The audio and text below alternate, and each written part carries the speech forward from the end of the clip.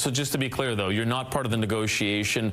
You're not at the table, because Premier Eby last week seemed to really be quite upset at any kind of notion that you would be at the table with Premier Smith and with Prime Minister Carney without him. I just want to make sure that that's clear. You are not at those negotiations. Well, let's be clear about what this is as well. This is a federal decision, whether it be around some of the policies, the unconsulted policies, I might add, that were put in, whether it be Bill C-69, the tanker ban, the emissions cap. All of those were unconsulted policies put in by the previous Prime Minister.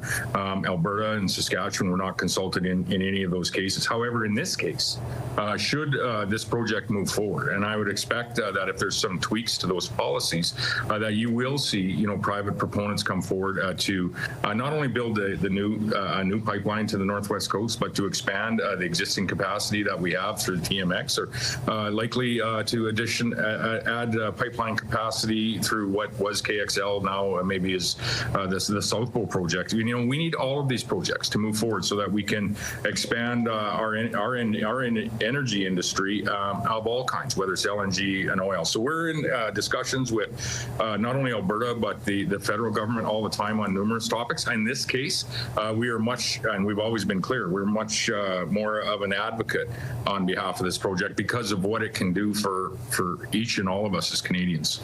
At the same time, we've heard Premier Eby criticizing both you and Premier Smith, saying that the two of you, quote, don't know what you're talking about with regards to the tanker ban and how it could jeopardize other projects on the northwestern coast of BC. How do you react to that? From my understanding, you have tankers that are American that are going up the coast to Alaska on a specific route that Canada has banned Canadian tankers from doing. So we allow access within our waters, right, to allow American ships and American tankers to go through that way, but we don't do it ourselves. This is what's kind of wrong with Canada. It's this weird elitist shit. Like, yeah, we're just too good to do it ourselves. But if you want to take that way, go right ahead. But the thing is that it would actually benefit Canada if we just did it that way as well. Tremendously benefit us. Disappointed. I'm really disappointed that, an NDP premier would, start, thinking that this conversation is either or. It's either his projects or someone else's, and always advocating that it should be his. That's, it's disappointing. If we, truly want to move forward as Canadians and, not only claim to be on Team Canada, but actually be on Team Canada, we need to be supportive of every project in every industry in every province across this nation. And I sure hope that the LNG proposed projects in BC can move forward. I sure hope that this proposed project from Danielle Smith and Alberta can move forward. I sure hope the proposal that Premier Eby had around the expansion of the TMX pipeline can move forward as well. And I'd like to see the KXL conversation, or whatever that potential egress pipeline capacity could be to the south, would also move forward. We're in additional discussions around our nuclear transition and our nuclear ambitions here in Saskatchewan with the federal government. So there's a lot going on. It all needs to happen, and we need to be, I think, as Canadians, supportive of every project in every industry, in every province. And I would hope that, Premier Eby can find his way to that space. I don't know if he can, because seems like David Eby's a bit of a communist in that sense. But again, color me surprised. We're going to have to see how this does play out. I think that a lot of this, though, is posturing. Like, David Eby's coming out firm and against all this, right? Like, we can't support something that doesn't even exist, and we're against it until it makes sense, blah, blah, blah. But eventually, he's going to get the call from Carney, and Carney's going to put him in his place. Carney's done that with Doug Ford. He's done that with, I don't know if he's done that with Scott Moe and Danielle Smith, but when the provincial leaders get the call from the prime minister, so far what we've seen is the provincial leaders follow the orders of the prime minister.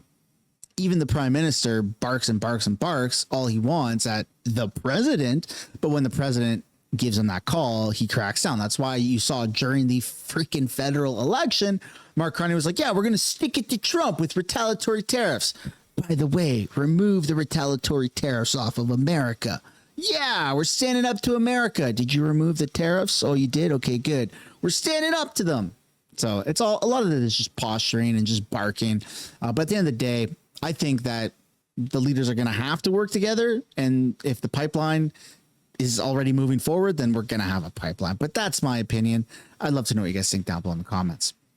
Next, we're taking a look at how the opposition is slamming Mark Carney over the "who cares" comment, which deserves to be slammed. I mean, that was absolutely insane. I'm still blown away that Mark Carney even said that.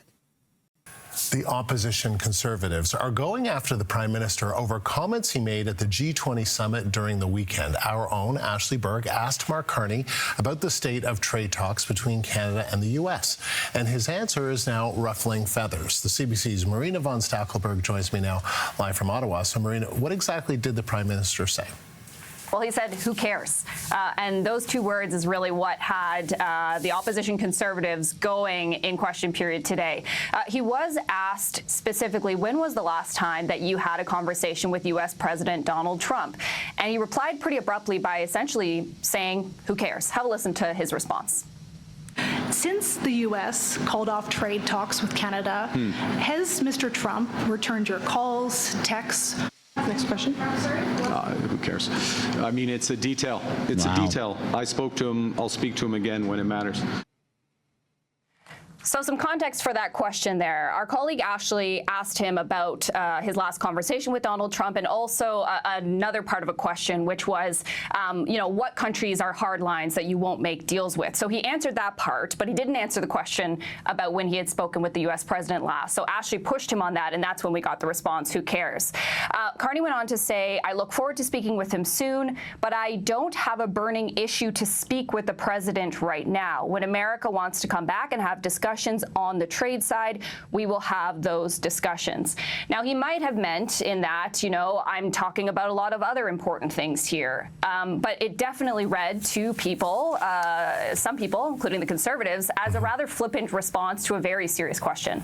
And so tell us about how all this played out in question period, because I heard Pierre Poilievre, he repeated that "who cares" response in English. When he was answering in French, he said it in English. He said it many, many times.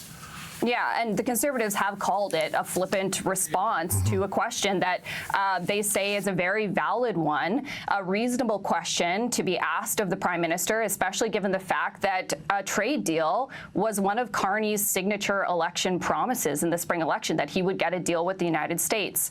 And the Conservatives say, especially in the context over the last few weeks, where we've really been seeing the impacts of these tariffs, especially with the auto and lumber industry. The whole tariff and trade deal thing is just so interesting. I think it's going to be studied for many, many years, because you have these politicians that promise things, right? Trudeau promised glorious things for 10 years, if I'm not mistaken. And the only thing he really delivered on was the legalization of Mary Jane. That's about it. And that was a good move. I know there's probably some Conservatives out there that are against it, but I think reports have come out and shown that the government has collected like $4.5 billion in taxes off of cannabis sales. Like, you got to admit, that's a good amount of money. That that was a good move from the government and for Canada to just legalize it, right? It's accessible. It's monitored, whatever. It's like alcohol. Sure, why not? That was the only thing that Trudeau really fulfilled on his promises. Mark Carney promised things that were not as much for pastimes, but more for real everyday life, like the trade war. We're going to get a good deal. We're going to get a good deal. We're going to solve it. And for some reason, 10 years of liberal false promises. Like, hey, we're going to get this done. I guarantee you, we're going to get clean water to all Indigenous peoples in Canada. And it never happened. It never happened. I know people that have brown water for like half of the year. Okay. It's insane. They still voted in. I think this is going to be studied. Liberalism in Canada is almost like a mental illness. People keep voting for the same thing and it's continuously underperforming. But especially when it comes to your everyday life, like a trade war and tariffs, because it does impact us. Especially people in certain sectors that got completely decimated. Like, maybe you weren't affected. Maybe the only thing that affects you day to day is an increase in groceries and cost of living and some stuff online of people bitching. Like, maybe that's the extent that it's affected you. But there are thousands of people, if not hundreds of thousands of people, who have lost their jobs from auto sector plants and other manufacturing plants, businesses that have just said, you know what, we're leaving Canada and we're going to America. Or the auto sector in Windsor, like people had jobs, they provided for their family, and now they don't have jobs and they can't provide for their family and they're on EI. And a lot of that is due to the failure from our government. It's no fault to the auto sector workers and the individual citizens in Canada. It's because people keep voting in for the same idiots to lead us into the same idiot path that we keep going down. And then the Prime Minister has the audacity to say, who cares? Who cares if I've contacted Trump? Who cares about any of this? Come on.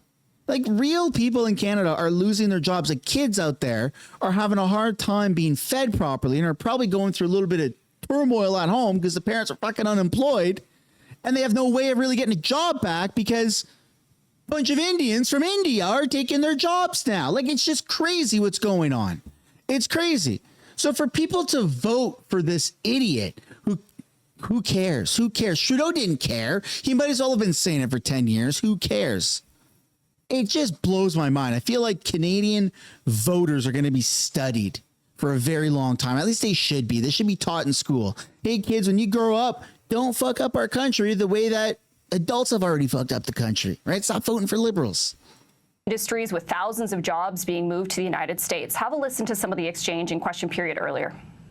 It's the Prime Minister who said, who cares, when he was asked just over the weekend about the failure to keep his promises on trade since he took office. Not only has he failed to get the promised deal, but American tariffs on aluminum, autos, and steel have doubled.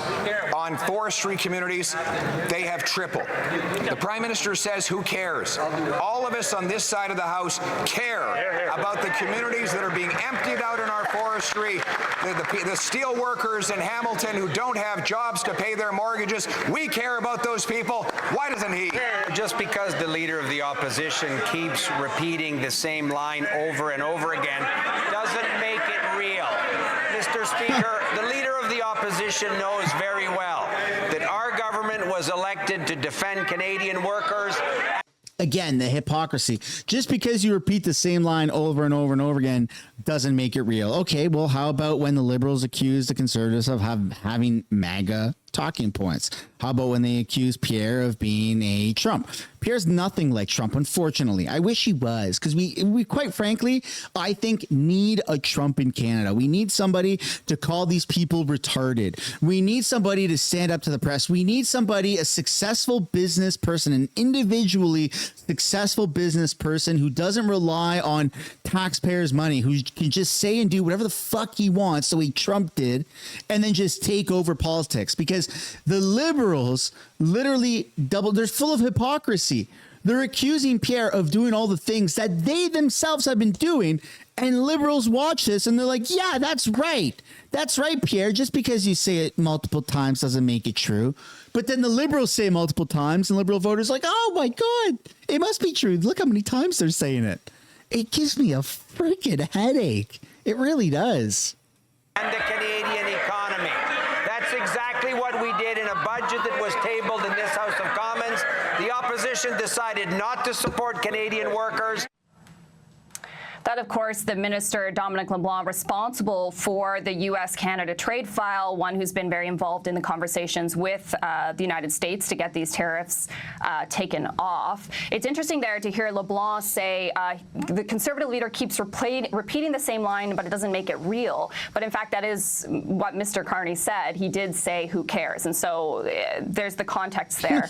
So when was the last time that Prime Minister Carney spoke with Donald Trump? We know about a little over 3 weeks ago, they were in South Korea. They were at a dinner table together with 6 other people. And we know that Carney said he had a conversation with him there, but that would have just been an informal sort of chat. And the reason why reporters are constantly asking Carney this question is because we don't actually know when these conversations are always happening. In the past, we would get something called a readout. And so if the Prime Minister spoke with a leader, we would get a readout that says, you know, this is what they talked about. But we haven't always gotten those. goes, especially with these conversations between Canada and the U.S. Sometimes we only find out that these conversations have happened because a reporter asks the Prime Minister. Marina, thank you. The CBC's Marina von Stackelberg live in Ottawa. So what does the Prime Minister's comment tell us about the state of U.S.-Canada relations? For more on that, I want to bring in Louise Blais. She's a... No, I don't want to hear what you have to say. It's probably stupid liberal talking points. Former Canadian ambassador to the United Nations and a former consul general based in Atlanta. Louise, nice to see you. Thank you. Hello, Andrew. What was your reaction when you heard the Prime Minister's remarks? Well, I was disappointed. I think he was expressing frustration at the fact that the media keep asking him about it, and really there is no new answer to give. There was obviously no steady contact between the two leaders. I think we're all a little bit in a frosty period in our relationship, to say the least. So let me get this straight.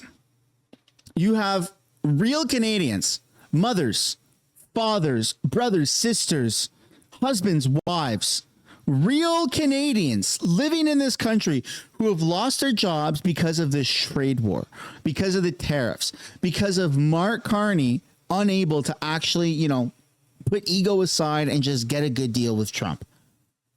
Real Canadians, people that you probably know or 2 or 3 degrees away from knowing. They've lost their jobs. They probably have to sell their house. They probably have to move, like a whole bunch of negatives. When it rains, when it rains, it pours, like that saying, right? Like you get sick and then all of a sudden multiple people get sick and all of a sudden turns out that your payment didn't go through. And now it went to the credit bureau and it just like shitty things happen in multiples. So this is horrible. Losing your job is not just like, oh shit, I lost my job. Okay, well, I guess I'll just easily look for another. Like it's sometimes not that easy. Okay, you got to go on EI. You got to find other places to work that you're qualified to do, and maybe that's not possible because maybe there's a bit of a job shortage. Not because there's a lack of jobs, but because we have too many people, too many Indians. Not our First Nations, Indians from India. There's too many of them. They're taking all of the jobs everywhere.